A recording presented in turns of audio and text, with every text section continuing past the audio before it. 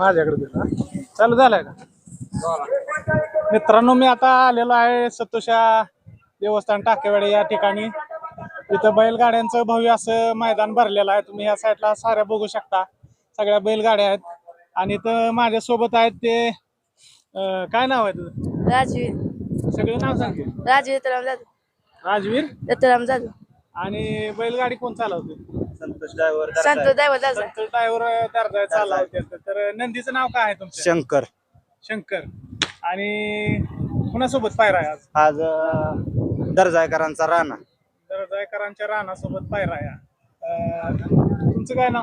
मी स्वागत मधने. स्वागत मध्ये. तुम्ही किती दिवस झाले या क्षेत्रात काम? मी 2-3 वर्ष झालं चालू आहे आता सध्या. काय प्रगती झाली? काय बऱ्यापैकी प्रगती आहे, काय तसं नाही, फक्त गरिबांना पैर भेटत ना, ते एवढीच अडचण आहे. गरिबांना पैरा भेटत नाही असं तुमचं मत आहे. गरिबांनी पैरा मिळण्यासाठी काय नेमका याच्यावर काय पर्याय असू शकते? काय वासरू ज्याचा बैल पळलं का नाही त्याला 100% पैरा भेटणार. आपलं वासरू पळायला लागल्यावर 100% तुम्हाला सुद्धा पैर भेटणार आहेत. तुम्हाला काय वाटते? हे आपल्याला आपला बैल पळतोय याच्यातच अभिमान आहे. हा.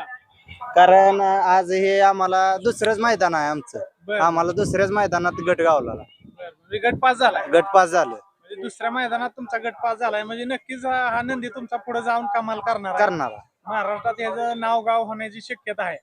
फक्त तुम्हाला याला व्यवस्थित जोपासता आलं पाहिजे. याचं मालक कोण आहे? काय नाव? दत्तराम जाधव. काय? दत्तराम जाधव. दत्तराम जाधव. गाव मलवडी. मलवडीच आहे का? हा तर काय याचं व्यवस्थित नियोजन चालू आहे? हा व्यवस्थित आहे. पायरा कुठं त्याच्या आधी केलेला? पहिला ह्याच्या आधी घरचीच गाडी हाणलेली. घरच्याच गाडी हा सोबत आहे सेवा का? बरोबर हाणलं. बरं, चालतंय. आता तुम्हाला पुढच्या एखाद्या बैलगाडीच्या शर्यतीसाठी जर पायरा पाहिजे असेल तर तुमच्या आसपास कोण आहे का? खायची त्यांच्यासोबतच पायरा जमवायचा, कारण नाव जोपर्यंत होत नाही तोपर्यंत आपल्याला मोठी मोठी बैल सोबत पण घेणार नाही. बर. तर तुम्हाला खूप खूप शुभेच्छा. आणि पुढच्या पण मैदानात तुम्ही जावा, तिथे तुम्हाला यश मिळण्याची शक्यता आहे. तिथं पोहोचणं फक्त तुमचे गरजेचं आहे. आणि लहान मोठं असं काय नसतंय. तुमचा जर नंदी पाळणार असेल तर ह्याला महाराष्ट्रातून कुठनं पण मागणी होईल.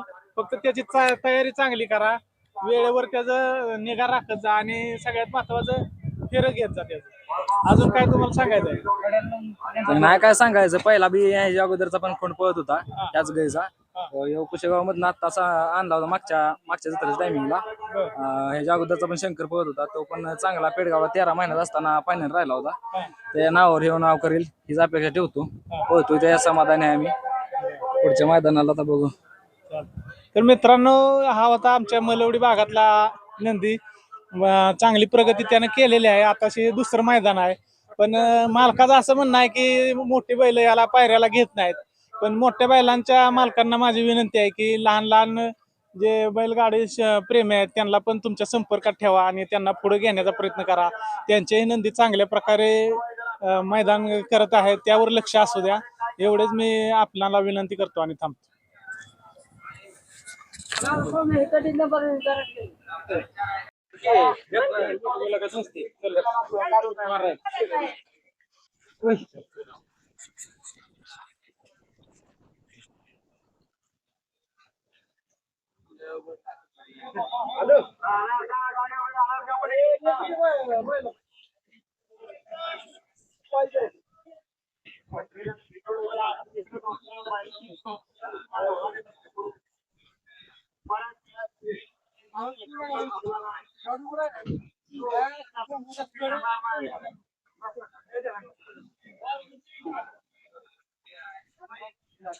कर्कट पलीकडे हाच नको.